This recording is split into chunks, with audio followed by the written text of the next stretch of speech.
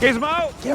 Wake up, you little prick! Get the fuck up! Why? What? Invaders have just rammed a hole in our garden wall. Sorry, I must have fallen asleep. You need to get up. We need weapons, not this fancy-ass shit. We are about to launch a counter-offensive. We need sickles and scythes and weaponry. No, whatever this is, it sounds like a bad idea. Don't do it. We're being invaded. We will not go empty-handed. We are about to conquer a production known as P.I. Undercover New York. What? Are you serious? Oh, yes. Right now? Yes. Are they?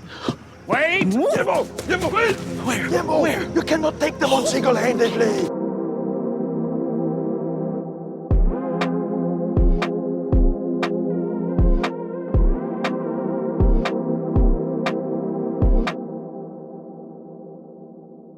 Hello, all. Welcome back to What's On Tonight, a podcast with elaborate, quirky, and unpredictable conversations about TV, movies, and more. I am Becky.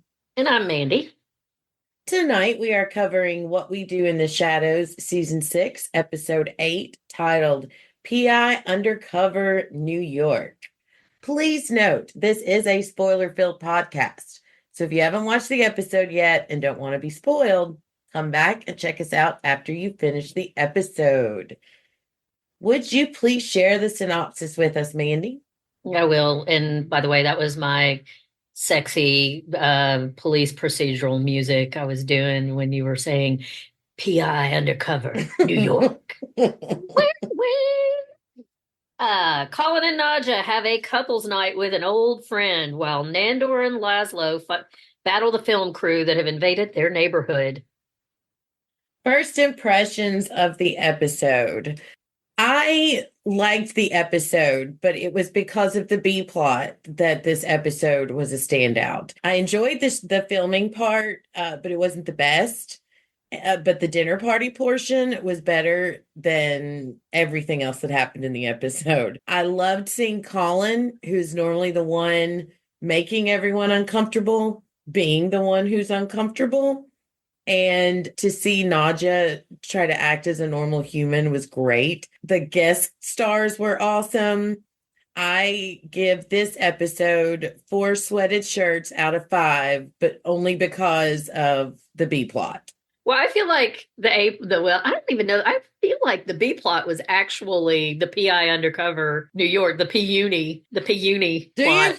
Yeah, because it's funny that you said that because I have 2.5 pages of notes on the Nadja and Colin plot, but I have like less than an entire page for the other. But I think that was really the filler part of the show. And I think, and my first note here is actually, this one feels like a gift for the crew because I think that they had this idea of what they were going to do with, and I have a lot to say about why they may have picked that theme for Colin and Nadja. And I think that they didn't have a whole lot of extra time in the plot for one of their other B plot storylines or B storylines. And so this was like a funny, just kind of, I think it was a lot of inside jokes for the crew and staff that have worked on that show all these years and kind of an homage to them, probably because it's the last season that they were there. That makes a lot of sense.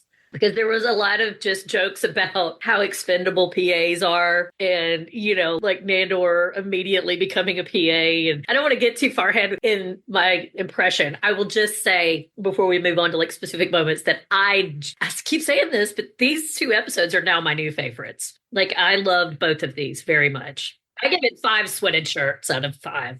Well, let's move on into the first part of the podcast where I am calling Shoots and Swag. We open with Nandor's confusion about them shooting. And of course, Nandor, being Nandor, thinks they're going to take over the neighborhood. And so he, in typical Nandor fashion, overreacts. He's just ready to fight. Yeah, he says, what are we shooting? Dogs? Criminals? Like whatever it is, he's down for it. Yeah, until they mention Dolly. And he's like, no, that's not going to stand. Yeah, the PA, they said they're filming this cop procedural in the neighborhood. And Nandor and Laszlo decide that they're actually under attack at first. And so they go out to find out what's going on. And they find out that it's just they're using it to film scenes. And they find that out from the first PA that gets killed because Adam, he poor because he gets Adam. on their nerves. Yeah, Adam, R.I.P. Adam. He's Oh, it's only there. Brad. We only had you for a few moments. It was Brad.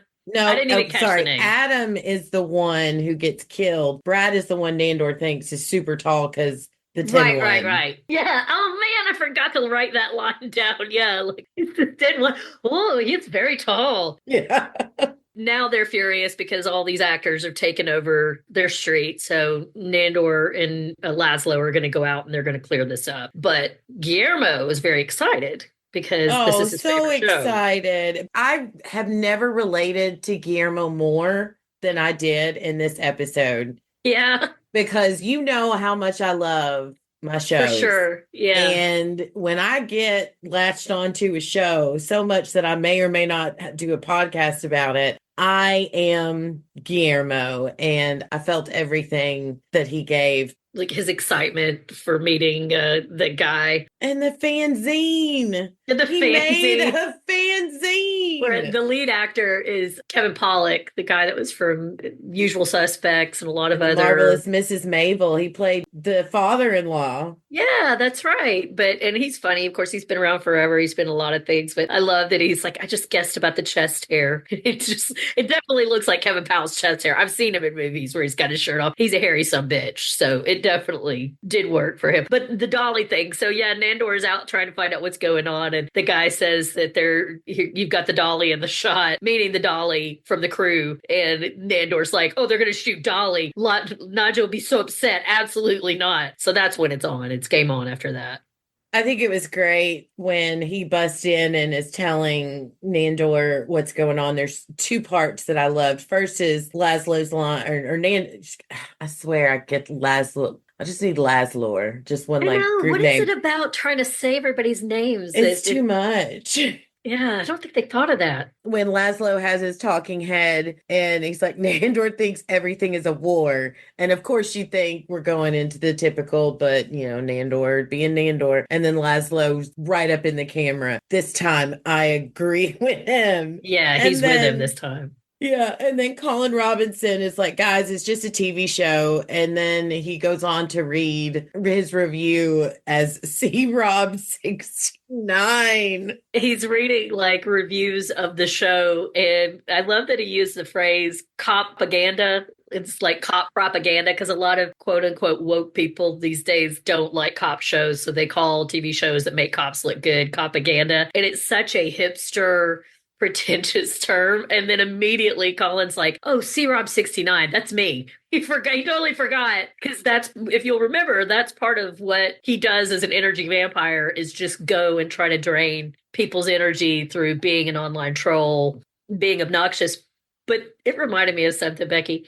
We talked and joked about like, oh, a moment here or there where I'm Colin or you're Colin, and I can definitely see us being Colin from time to time, but you know who is really Colin, and I'm not going to name any names, but I have a good friend, a former good friend that you and I both know, and if you think just for a second, you'll know exactly who I'm talking about. He's incredibly pretentious, very banal, really drones on about crazy stuff that no one cares about. You unfriended him on Facebook 5 or 6 years ago. Oh my gosh, that's a blast from the past. Is he not Colin Robinson? My gosh. That is who Colin. It finally clicked for me. It was something about that phrase propaganda that just thought that sounds so much like him. And it was just a light bulb went off in my head. And I was like, oh my God, he's an energy vampire. That is what That's why I couldn't take it, because he was just draining me physically. Yes. Well done. I like when they go and bust in on Gizmo, and before he even knows what they're talking about, he's already saying, this is probably a bad idea.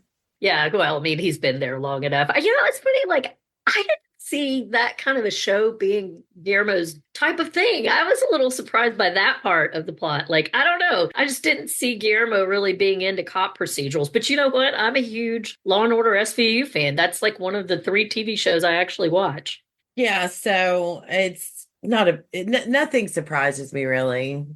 with with the Guillermo. show. Yeah. And this show in general. I mean, Nandor's favorite movie being the Magician movie. That came out of left field. What was it? The Wonderful Burt Wonderstone or something Yeah. like that? Yeah. We need to watch that one day. You'll understand. Maybe we all have our own favorite cop procedural. I wonder, we should ask people sometime, like, do you have at least one that you watch? And it may be true that we all have at least one. Mine? I guess mine would be The Rookie. I don't know if you've ever watched that. It's Nathan Fillion. I know Nathan Fillion, yeah. Somebody else was in it that I really was. Angela Bassett in that? No, she's in that's 911, the LA one. God, I know too much about television. But I used to watch Law and Order SVU, Law and Order CI. That's what made me laugh with Guillermo when he's going on about all the different shows attached to the different brand, yeah. But why this one is, I love is the best. It's I gotta tell you, if I ever met Olivia Benson in real life, I would, and there's not many famous people that I would like to meet, but Mariska Hargitay I would literally die if her or Ice-T, who by the way is back with his punk band. If we could say anything else about the political dystopia that we're living in right now, at least it's brought Ice-T back to singing punk rock music. He was on Jimmy Fallon the other night with his band. That's awesome. Pretty cool. Didn't mean to go down that rabbit hole, but yeah. But one of the lines I thought was hilarious was when Nandor was talking to Guillermo about his zine. And he's like, I wonder if he could get the actor to sign his zine. And he said, oh, what was the name? Cambodian. And Nandor said, he wants a Cambodian to sign his what? I wrote that down too. That was a good line. I love Nandor's naivete. Me too. There was a lot of dumb Nandor in both of these episodes. Just a lot of like, oh, Nandor, you're pretty, but you're just not that smart moments throughout here. But so then they discover Laszlo and Nandor as they're getting ready to do battle with the crew that's taking over their street. Laszlo's beloved Shawnee They've lost their greatest ally. To the hordes that have taken over. To the famous pig flowing through his... Shawnee. Yeah. I like their tactic is to take out the leader. And the way they're going to do that is to offer Cambodian a succulent Chinese meal. And Nandor's like, I have procured 3 prostitutes for your viewing pleasure. Come with me. I'm not going to kill you. Come with me. That's not at all suspicious. And when he doesn't fall for it, he goes, but what about the prostitutes? Yeah.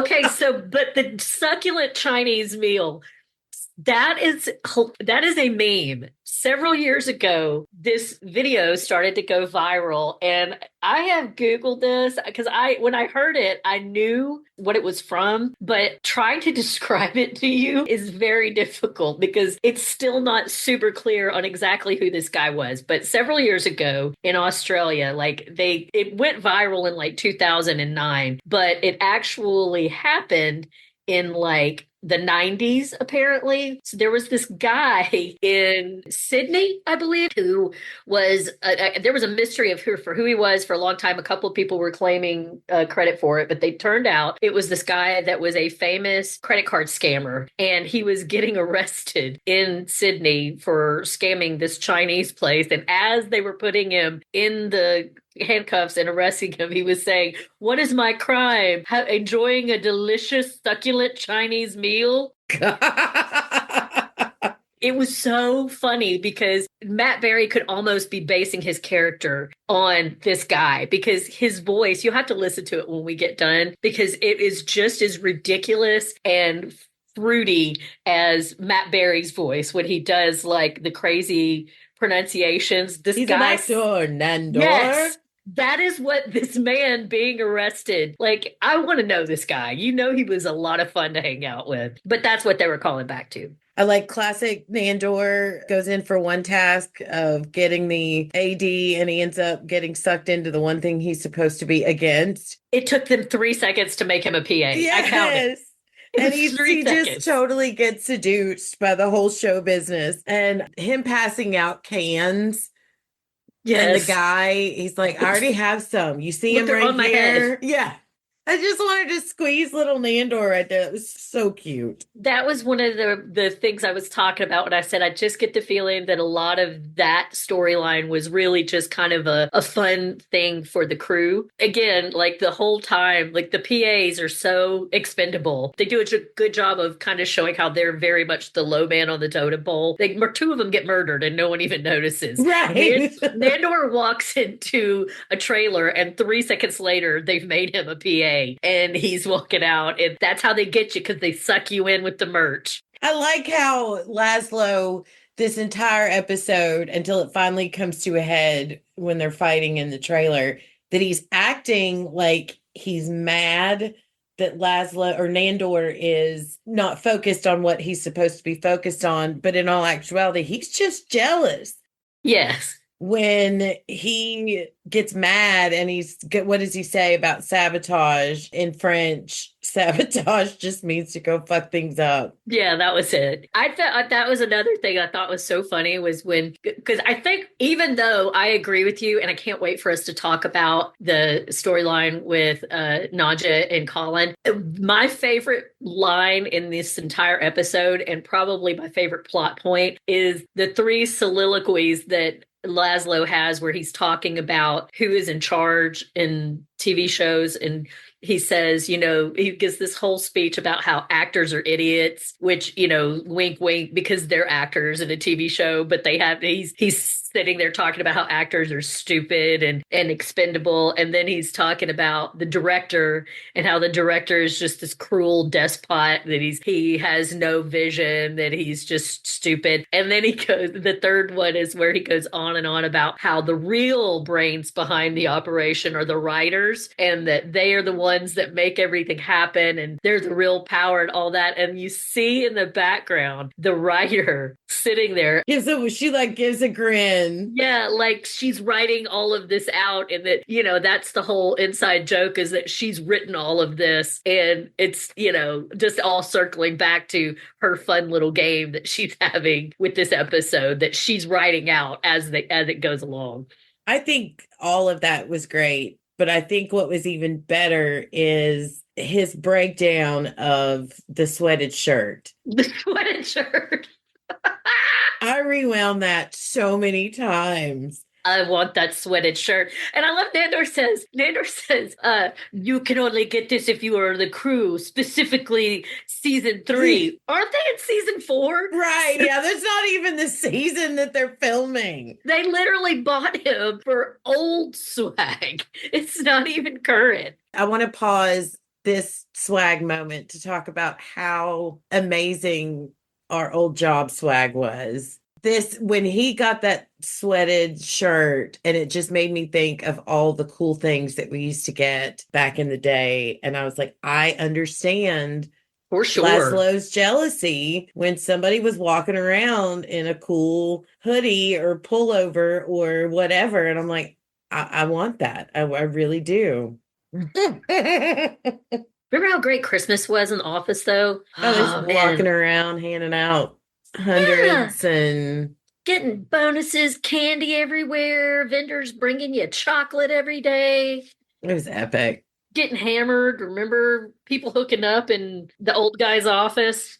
I think one year they took us to, it was the Titan Stadium, wasn't it? Yep. For our Christmas party. And these guys, it's in the middle of the day and there's bottles of wine on every table. And bottles. We were on 2 separate buses. Do you remember this? Mm-hmm. We got mad at each other, feeling like we were trying to one-up each other, and we are hammered, and we're trying to have this heart-to-heart conversation about how we're just the same, and we love each other, and oh gosh. That when I think of us back in the day, that's one of my standout moments, was us on each bus with the microphones. We were it may be hard for the 4 people out there listening to believe this, but Becky and I used to be something of showboats who like to talk a lot and have other people listen to our opinion. We were the entertainment. We were, and we still are. Ooh, remember that one year Lisa got really mad because on my bus, I don't think this is the same year. I was doing Christmas carols with everybody. That was the same year. Okay, and then I'm not going to name names, but somebody, and I'll tell you who later if you don't remember who it was, someone in the office who also liked to be the center of attention but wasn't nearly as hilarious as we were, tried to jump up and like take over MC duties without permission, and Lisa got really mad about that. I was like, thanks, Lisa.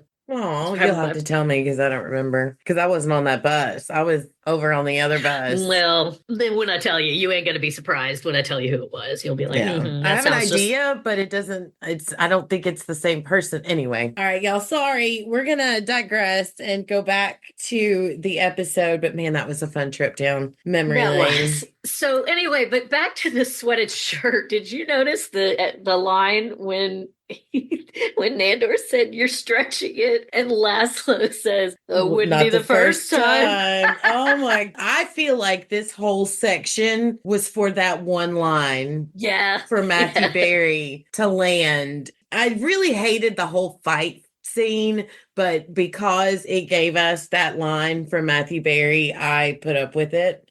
Yeah, I thought it was pretty funny. And so anyway, then they're fighting over the sweated shirt, and then they are like, "What are we doing? You know, we're turning on each other. We need to go out here and take these people down. We need to wipe them all out." And then they go out and everybody's gone. Well, the best tactic of war is to not fight at all. And Nandor, you sound just like a writer. Right.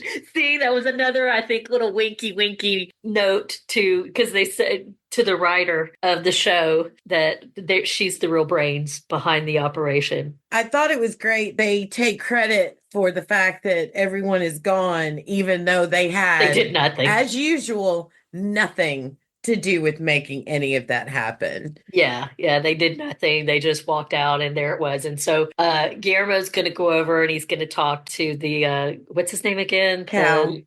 Cambodian. And I want to know where they come up with these names. And the guy's a real jackass to him. He's real rude to him, like, you know, don't talk to me. Who do you think you are? So then the boys get a chance to do their thing. They get a chance to step in and defend Gizmo. And then we have our next casualty. But what was even greater than that is them having to hand over all their swag after they killed the dude because they gave it to Guillermo. And Gizmo's. Now he's got a whole new name. Gizmo, his face, like smug face after he got all of the swag. He was so happy. But not caring at all that the guy he dressed up as for cosplay one year is dead over there. Because yet again, Gizmo is a little bit of a sociopath. He's a little bit amoral. Yeah, he's got a bit of a selfish streak about him. But I don't, after all these years, I just want to be like, get you some. Yeah, and definitely he's earned it. So anything else on Shoots and Swag? No, I think we're good there. Like I told you, it's the next one that I'm with you. I mean, I did enjoy that, I think, more than you did because of the wink to the writers and just how I thought about. I just couldn't help but thinking about how sad that crew probably was to find out that this was their last season, because as we discussed a while back, I know I saw an interview with Harvey where he said that they thought they were going to get 7 seasons. So they found out just before filming started that they weren't. And so I just felt like this was like a fun thing for them. Yeah. You know, I imagine there were jokes that only they would get that were probably peppered throughout that episode. So it just kind of made me happy to think about them getting that little moment there. No, and that makes it better looking at it from that perspective. The dinner party. That's what I titled my part of that. You got dinner party. I'm calling part 2 bras, baseball, and YouTuber. Oh, that's funny. Well, I called it the dinner party because I absolutely believe that the reason that they chose this storyline is because of a very so. Are you talking about The Office? Yes, because who does Joel turn out to be? See, Zach Woods. He's Gabe from The Office. Gabe. And Nate yes, is and Colin Mark Robinson. So yeah, Nate. they're reunited. So we've got two of my favorite characters from The Office that are reunited, and I genuinely believe that part of this storyline was an homage to that. Like, was a When I saw who Joel was, I was like, there's no way that was coincidental. no. And there's another instance, we'll get to it here in just a second, that I think was another callback Ooh, to The Office. So we'll talk okay. about that in a sec. But we start with Colin Robinson in the mirror brushing his bald head and referring to Didn't even himself as a notice that stud. I didn't even notice he was brushing his bald spot. Yes, all while hyping himself up at the Not big bad stud at that all, he you is. stud. And then Naja calling him a creamy bowl of millet. Millet it's like quinoa. It's just a bland grain that healthy, which makes me think if Colin Robinson was a food, he would be millet. She says, "Look at you, you creamy snake." And you know what? He does look like a pale snake. It does very much He really describe Colin does. Robinson a lot. But I love how she has a hard time with Joel again. What's a Joel? Joel. Took me back to Jess. Remember her lover, the reincarnated? His name was like Jesse or Gregor. something. Yeah, but she couldn't. But his human name was like Jesse or Jess or Oh, something. yeah. And she could never say it right. Like it was just in more of Nadia thinking humans are basically like another species and she only kind of understands what it's like, which was a big theme here. Right. I was going to say her portion of the whole episode goes to show how out of touch with humanness that she Right. is. But man, does she think she's got it. She was only being nice to Colin because she was trying to experiment wanted with in, normal. yeah. Yeah. She wanted in on this normal party. And I like that they are continuing this story of Colin Robinson looking for, he's lived such a solo life and he's looking for a friend, but it made me so sad. And she's like, "You don't have any friends?" He's like, "Yeah, I do. Monster and his boy Joel."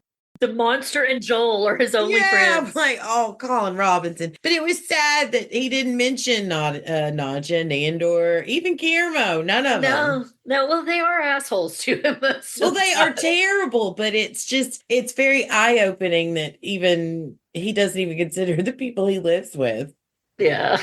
somewhat friends. His excessive use of the word bra, What's up, brah? that's Colin Robinson. Yes. But he thinks he's cool. Yeah. It's like Nadja thinking she knows that what she's saying is accurate as relating to human ways. Yeah. And him thinking the word bra is still... Yeah, it sounds like he's speaking a completely different language because he's such a dork that it just sounds completely ridiculous coming out of his mouth. I thought of you when Nadja, after she goes through her quote unquote winky fingers small talk, and she actually sneezes or says the word sneeze instead of sneezing. I didn't notice that. Yeah, she's like, "Oh, my allergies." Sneezing, a sneeze. I did love that. Sneeze. Like all of those human talking points that she came up with. Oh my God. I know I say a lot that I see a lot of myself. We say that a lot in these vampires, but it's true. Like I hate small talk and she's not wrong. Like 90% of small talk that I have, I just working from home. I talk to you and my kids and my husband, and that's really it most weeks. So I feel like that's kind of what I sound like trying to have normal human interaction. And 90% of my conversations when I do have to go to work to like have meetings or whatever are around allergies. Allergies and what were the other things that she was talking about? The Harris Potter quiz. Yeah. She got Slytherin. Oh, Yeah. and the online did you get that online? I love online. I love online, like it's a place. Yeah. Right. Yeah, like it's a place you go. But what made me think of you was when she says she wants to go and Colin Robinson calls her a nightmare in a Civil War ghost dress. Yeah, I feel like it might freak him the fuck out. I'm just saying, maybe it's gonna be scary for him. I'm like, why didn't she wear her office attire? Well, honestly, it still looks kind of like a nightmare Civil War ghost when That is she's wearing true. office attire. She looks like what happened to my Barbie's clothes after I'd had them and cut on them. Then they get to the house and Colin Robinson warning her of the dude talk and how it might get a little raunchy. And she's like, "What do you talk about?" And he's boobs. No, I love how at first she has to drag it out of him. And at first she's Yeah. like, "Oh, what do you talk about?" And he's like, "No, you know." And she's like, "No, come on, what do you talk about?" And he's like, "No." And then she starts to look kind of concerned, like, "Oh my God, what do they talk about?" And then he just goes, "Boobs." She just looks so disappointed. Like, of course, it's something lame. It's Colin Robinson. It's Colin Robinson. What was I even thinking? Of course, that's what it was. So then we get Joel answering the door, and immediately Gabe. they're both doing the "What's up?"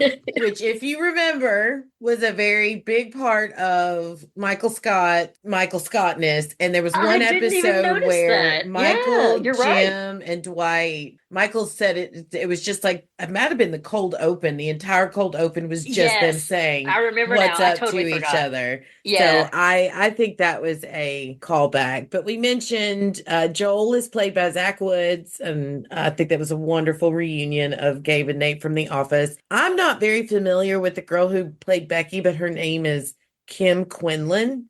I don't know her. I don't remember seeing her or She's anything. great, though.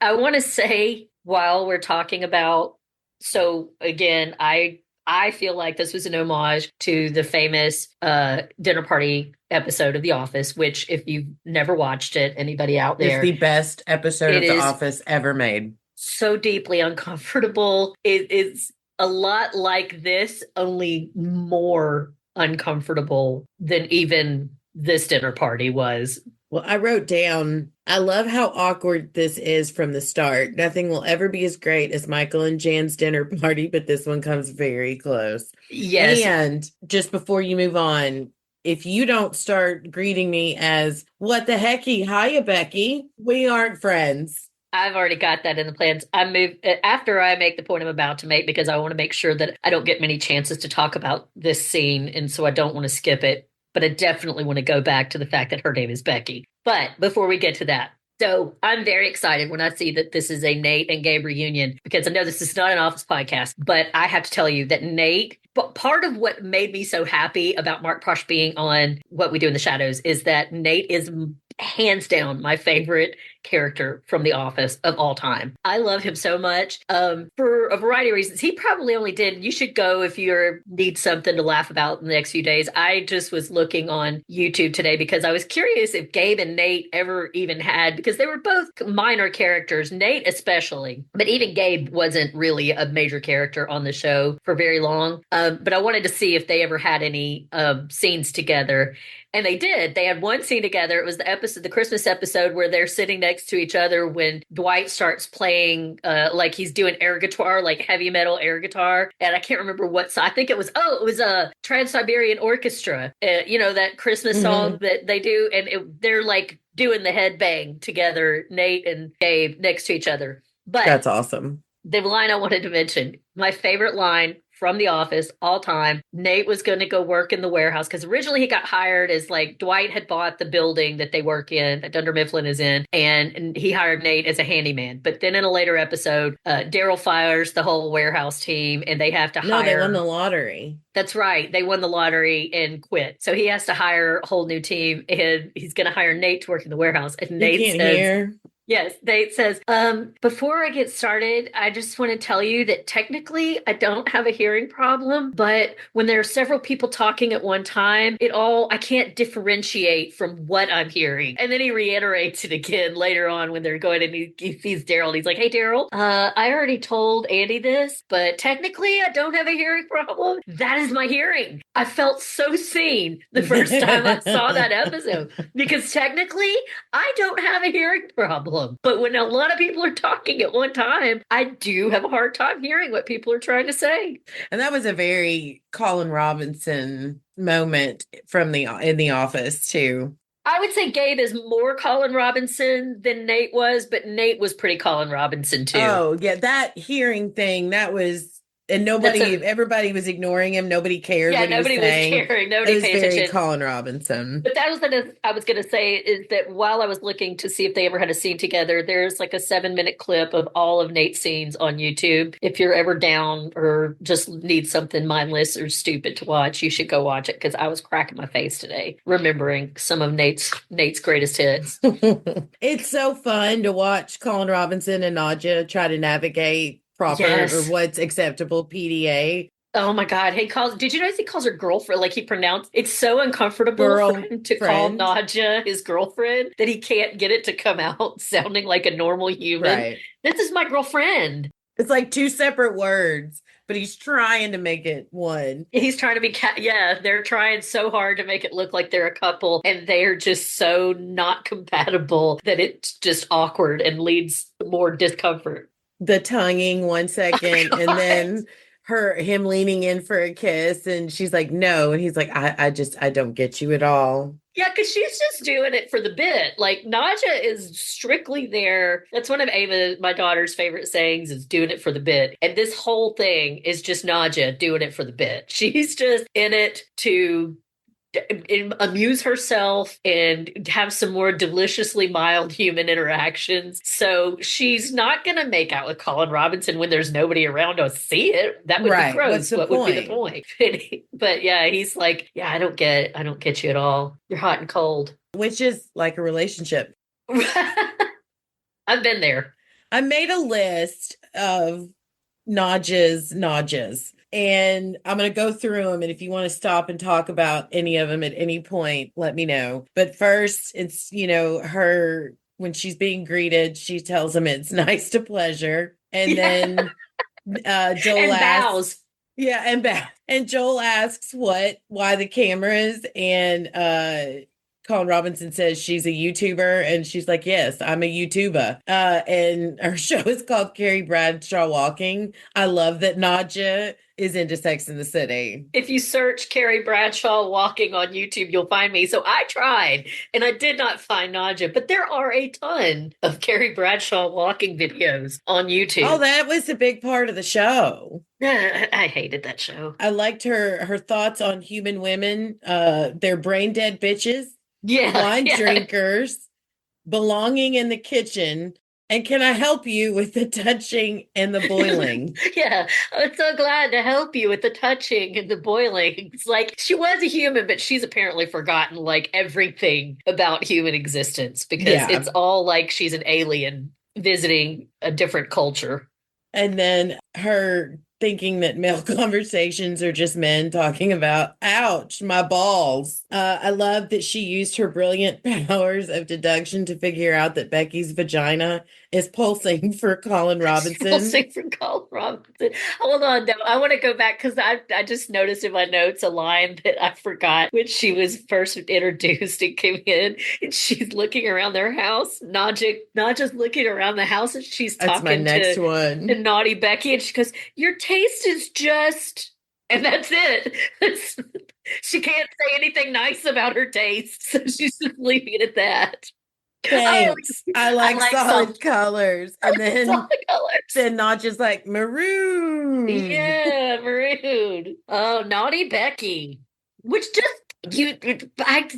Becky, you should not have been a Becky. I don't want to upset. Tell my grandmother that, because I was supposed to be something else. I know, and I call you Scheherazade in my heart all the time because you are not that bland, blonde lady that they're hanging out with. I just feel like I love Doris. I love Doris. You know how much I love Doris, but she did you wrong with Becky. It's all right. How did we, two of the weirdest chicks I know, end up with two preppy cheerleader names, Mandy and Becky?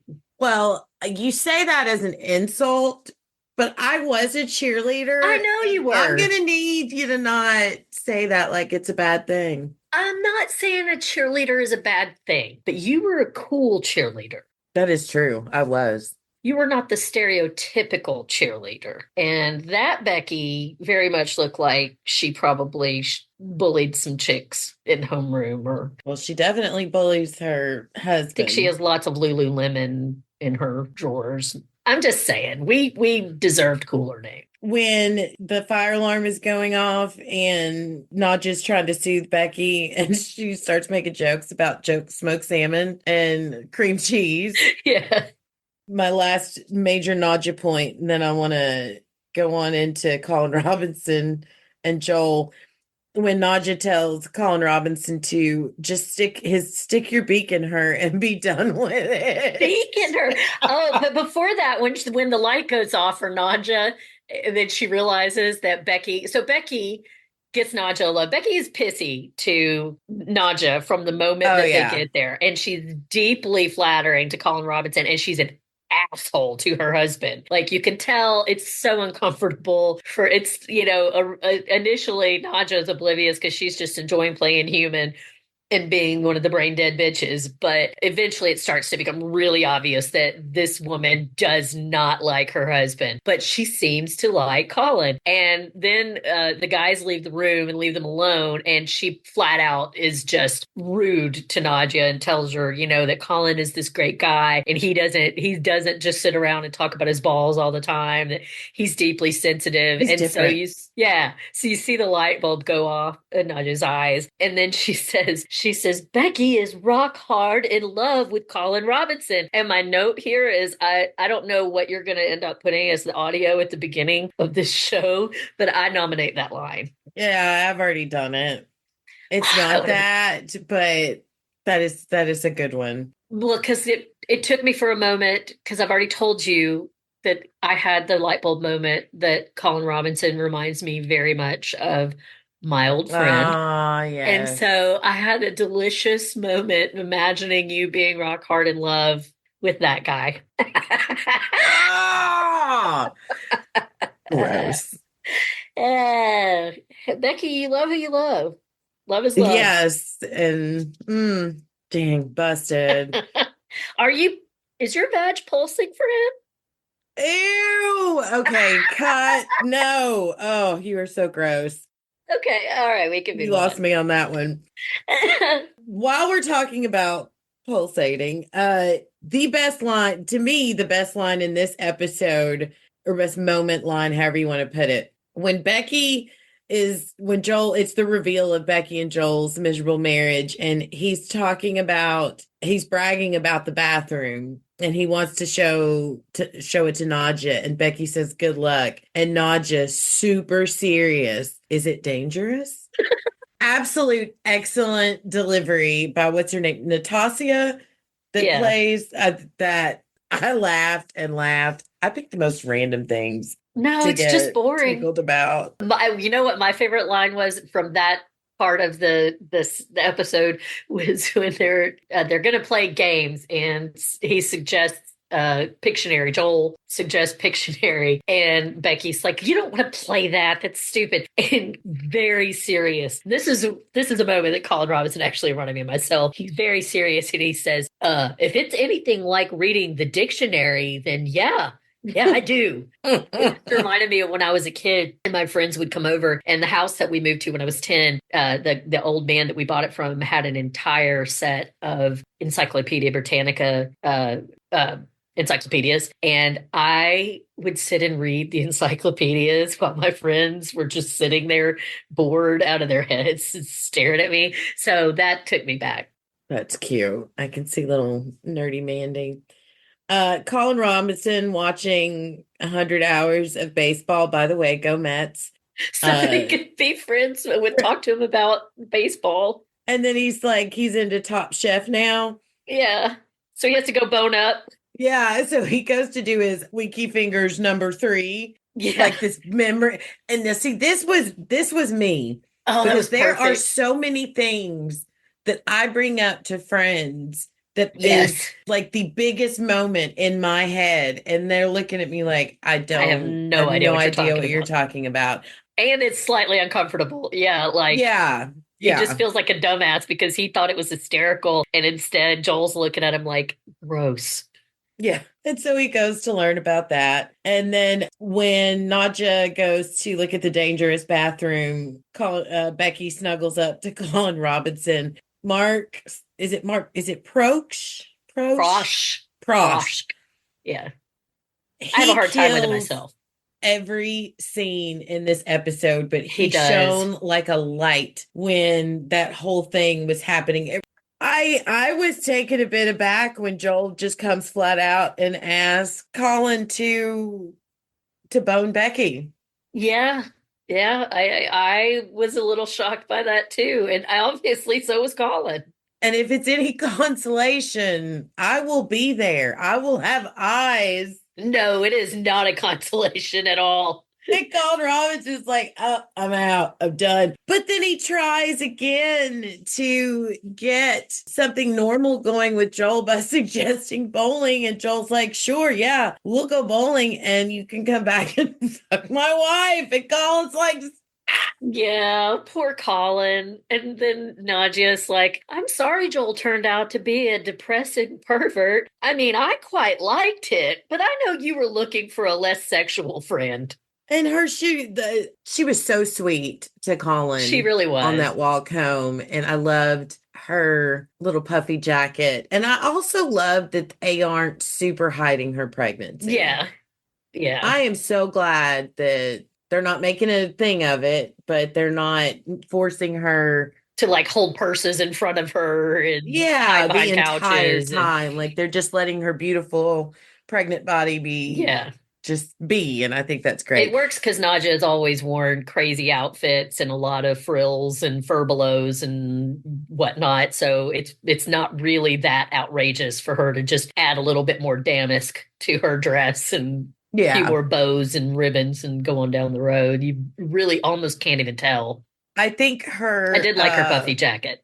Yeah. Took me way back to that. the 90s and TLC. Oh, I've got a puffy jacket hanging in my closet. I think I had a silver one at one point, but I think I still have one in. Mine's black, but everything in my closet is black. We should redo the waterfalls video one day. I think we should. Don't go chasing. I used to think that was Don't Go Jason Waterfalls, but anyway, go ahead. Wow. That's not one I've heard before. Her justification for humans having issues is because we spend all our time trying to be normal and suppressing our sexual selves that we just end up squirting ourselves to death. Oh, Nadia, you're a poet. Maybe you're a Carrie after all, Colin Robinson says. And then we lose our third assistant or third PA person on the crew when one girl just walks up to Nadia and she's like, I don't think so. And she's dead. Yeah, there she goes. Another PA by the wayside. You know what we didn't talk about was the scene where Nandor got stuck in the scene. Like they're recording the show and he's just hiding behind the bush in the background. Which I saved for the final part of the episode, part 3, which I'm calling File Save. This scene where Colin Robinson doing his Carrie Bradshaw impression was great. But I loved when he said it's cheesy, but he said if we stop saying cut, would we get a little more action? You know, it was clever, but I also thought he didn't want no more of that action. Like, he was perfectly happy saying cut because he didn't want to get in with Becky and weird ass Joel. No, but I don't think he means sexual action. I think he means time with friends and activities and whatnot. Right. That's what I think he means. Well, it was cute. It was very cute to see him and then the monster comes in, his only other friend, and all he says to him is, Colin Robinson, shut fuck up. Colin's face, and that's when he's like, File Save. Yeah, bless. To go back to what you mentioned earlier about Nandor being in the shot when Guillermo's watching the show, all being all cute with his popcorn, which again is me, and him seeing Nandor, they left it in that he got in the shot and was hiding behind the bushes. Anything else about PIUNY New York points that you want to talk about before we get into final thoughts? The only other thing I think I missed is that when they were leaving and Nadia was trying to tell them thank you for inviting her, she said it was swirl instead of swell. I think she was trying to say swell, but she's so awkward being a human that she was just like, thank you, this was swirl. I love it when she does that. She's epic. My final thoughts on this are hats off to Natasha, Mark, Zach, and Kim for stealing the show at the dinner party. I never thought I'd see an episode where Colin Robinson and Nadja are the normal Yeah, people in the yeah, room. that was brilliant. I didn't think of it from that aspect, but you're right. That was brilliant. What are your final thoughts? I loved it. I think I liked it maybe a little more than you did, even because I definitely thought it was one of the high points of the season, and I really enjoyed the whole little joke about having the TV show being recorded on their street. I thought that was very, very funny. I loved the little asides. I loved thinking that some of the people on the crew maybe got to sneak into the cast or put in little jokes that they would get that nobody else would get. When you bring up that, it makes me appreciate that part of the episode more.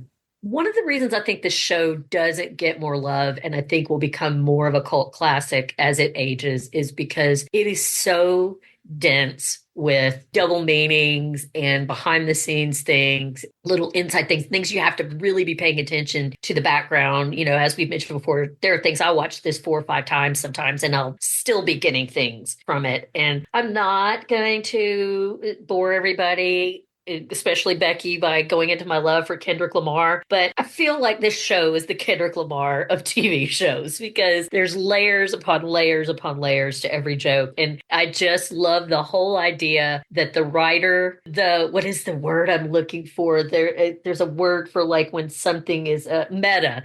It was very meta that the writer is writing the episode and it's all being acted out in front of her. And that girl, I wonder, like I meant to look and see if the girl that played the writer on the show was actually one of the writers, but like her little winky face at the camera, smirk at the camera, that just, I loved that. I loved that moment. It was a highlight of the season for me. It was very cute. All right. Well, let's move on to feedback. Yeah, we got voicemail from our friend Steve Brown. So let's hear what he has to say about episode 8.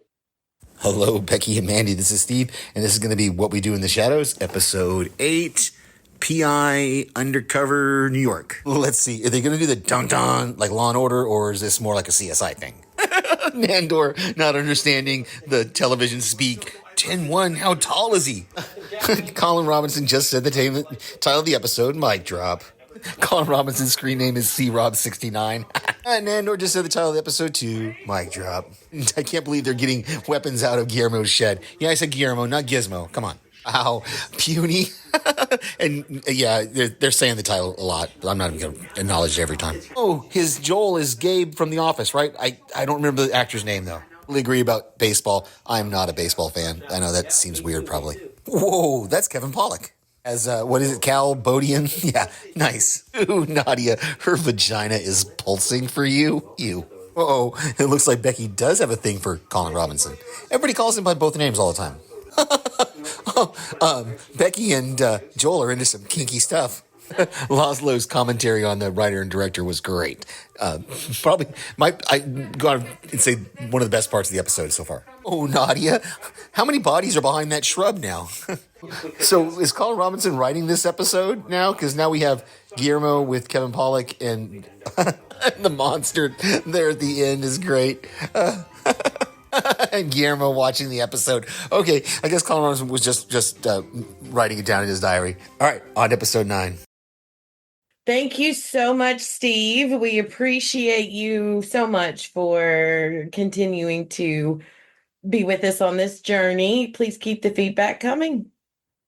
And if anyone else would like to leave us some feedback or just say, hey, you can email or send us a voice message as an attachment to what'sontonight2@gmail.com. And that's what's on tonight, the number 2 @gmail.com. You can visit our Facebook page where there will be a post for the next episode, and you can leave feedback in the comment section or send us a message through Facebook Messenger. We can be found on Instagram as well at What's On Tonight Podcast and the number 2. We would greatly appreciate it if you would leave a review, comment, and or share on your podcasting app of choice. Next, we continue our coverage of What We Do in the Shadows Season 6 with Episode 9 entitled Come Out and Play. So, Mandy, do you have any podcast recommendations or anything that you would like to I share? do have something I would like to share, and it's going to take me a second here because I had it pulled up while I was waiting, but my phone has gotten rid of it now. So, a good friend of mine has started, excuse me, with some other people. She has started a nonprofit that is called Launchpad, and it is an opportunity for kids who are young adults who are experiencing being unhoused to find somewhere that they can sleep for the night. And it is, you can find them at nashvillelaunchpad.com. And it is dedicated to creating a safe spaces that affirm the rights and dignity of LGBTQ plus young adults. And it is to create a network of temporary, safer, street-free sleeping shelters for unhoused young adults, which are open and affirming to LGBTQ plus individuals and their allies. So I encourage you very much to go and volunteer. They are needing donations. Of course, it's frigid out here in Nashville right now. So coats, blankets, all kinds of toiletry items that they could use. So yeah, I just encourage you to check them out. Well, that's great. That's a great organization. Thank you for bringing that to my attention. I'll have to look into see what I can do to help. I can be heard on Adrenaline Cinema podcast, where we're soon going to be covering the new season of Mayfair Witches. Wow, we're so excited. Winky fingers excited about that. Can also be heard on Panels to Pixels podcast and here on What's on Tonight podcast. As far as recommendations, I am stoked to have had the absolute pleasure of covering the movie 2000 cheerleading movie Bring It On with Penny and Kara from the Still Slang podcast over on Podtastica. The episode has been released, so you can find it on our What's On Tonight Facebook page. I also shared it on my personal Facebook page. So if anybody, if y'all would just give it a listen, I would greatly appreciate it. And please check out Mark and Laura's coverage of the 2024 episode, movie, The Crow, which can be found on Panels to Pixels. It's really, really good coverage and comparison on this movie versus the old movie, what they got right, what they didn't. Just a lot of interesting facts. Really enjoyed it. Want to give a big thank you to Mark and Pirate Corp Entertainment for giving us this platform and all the help you do to get us and the podcast together and released. Please visit the Pirate Corps website. It can be found on our Facebook page, and you can find our podcast as well as other podcasts. Take a look at the Slay Lounge podcast with Billy with an IE and Will, and give them a listen. That wraps up our coverage of episode 8 of the final season of What We Do in the Shadows. Thank you, everyone, for listening. I'm Becky. I'm still Mandy. We'll catch you next week when we grab the remote and see what's on tonight.